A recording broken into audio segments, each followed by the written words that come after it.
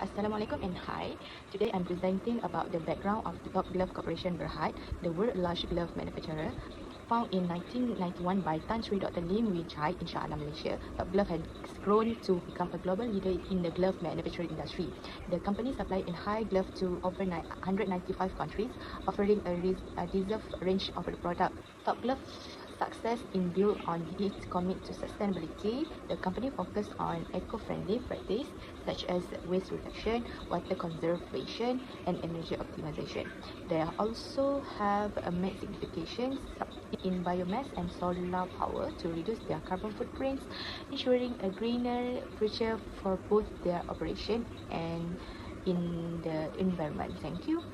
Hi, Ms. Hasyimah. My name is Binti, and next I will present about risk management governance. So let's take a closer look at Globe's corporate governance framework, or known as risk management governance. So at the top of the structure, we have the stakeholders who are making sure the company is aligned with its responsibility, which they are represented by the board of directors, which is BOD, the central body that oversees all governance practices. And there are six key committees supported by the board, which is the first is the board audit committee, which is known as BAC, who works closely with the internal audit department to oversee financial reporting and internal control. Second is the board risk investment and compliance committee, BRICC, focuses on risk management guided by the risk management department. Third is the board nomination and remuneration committee, BNRC, handles leadership's appointments and ensure fair remuneration policies. And the fourth, the board sustainability committee, BSC, drives sustainability initiatives with the help of the sustainability department. And the five is the non-executive directors committee, NEDC, which provides independent oversight and represents stakeholders' interests. And finally, the executive committee, the EXCO, supports operational decision making and ensure the effective execution of strategies. So together with these committees, they ensure a balanced, transparent, and effective governance system and practices to safeguard the interests of stakeholders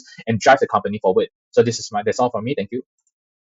Next is the Top Glove Risk Management Framework, where it categorized into three main highlights, which is risk operation and system, risk management, and risk organization and culture. First of all, Top Glove can undertake a risk management procedure with defined procedures to undertake risk in its operations, like risk identification, risk assessment, risk treatment phase, and monitoring and review, where allowed Top Glove to adjust to any changing risk environment. Furthermore, Top Glove can improve its risk measurement and management through the utilization of both qualitative and quantitative for the identification of risk, like using SWOT analysis for quantitative approach and risk assessment metrics for quantitative approach. Lastly, Top Glove may foster a solid risk management culture, like risk management should be communicated by senior management, where should be associated with company strategies. Next, offer risk management awareness and training to all workers from the production line to sales departments. Besides that, integrate into daily activities where department heads conduct weekly briefing to discuss and report significant risks with the team for continuous improvement in the routine activities.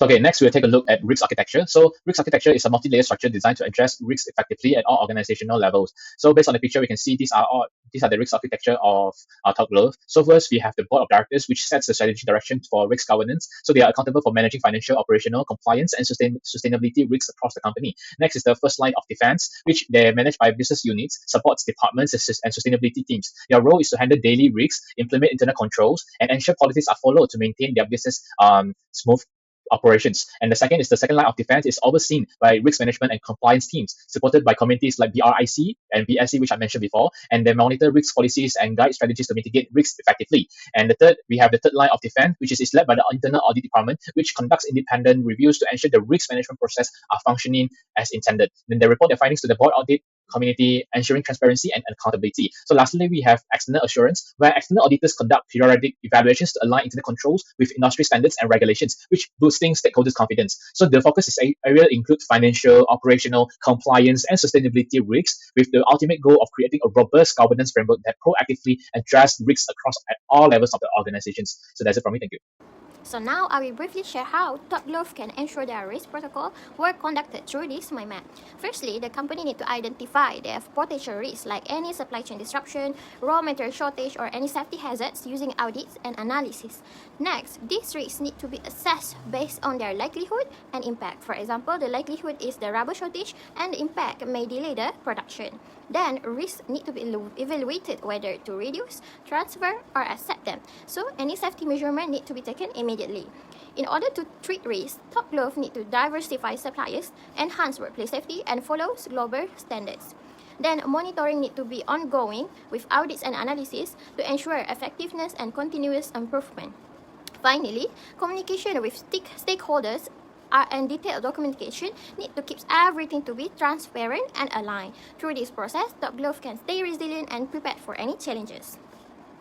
Okay, next I'll present about risk documentations. So risk documentation is a detailed record of potential problems a company might face, which will impact their reputation in their operations, which the company conduct risk documentation is to able to plan, to manage or reduce them, like a to-do list for staying prepared and staying vigilant for unexpected situations. So the company should always focus on the risks with high likelihood and high impact for the risk register documentations. So for Top Growth company wise, there are three risks that the company should not oversee, which is the first, it's compliance risks, which involve not meeting labor laws or international standards, which could lead to legal penalties and operational disruptions. Next is reputational risks, which allegations of unethical labor practice could severely damage the company's brand, image, and stakeholder trust. Finally, health and safety risks, which the workforce health issues, especially during pandemics or due to unsafe conditions, could significantly affect productivity and morale. So there's a news previously by Top Growth where which is very unethical and inhumane, where they forced their foreign workers to fit in one room with more than 10 people inside, which is not following the international law, which is unethical, right? So this is actually one of the problems that Top Glove should solve to address these risks proactively in order to safeguard the company's reputation and operations. So that's it from me. Thank you.